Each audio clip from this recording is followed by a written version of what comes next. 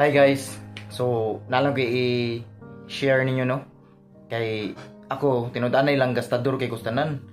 Grabe bisan unsa yun akong paliton basta naalay kwarta ba.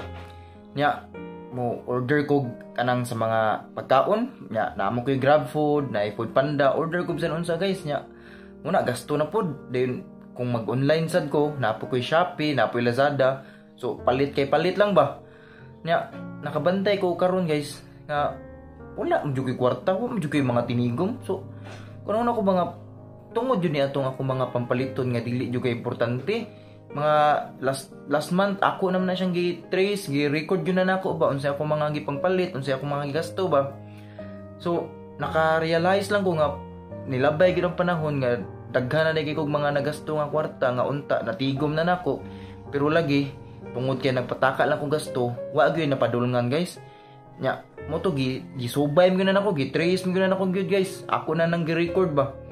Muna na realize na ko karon nga perti gyud ay paita eh.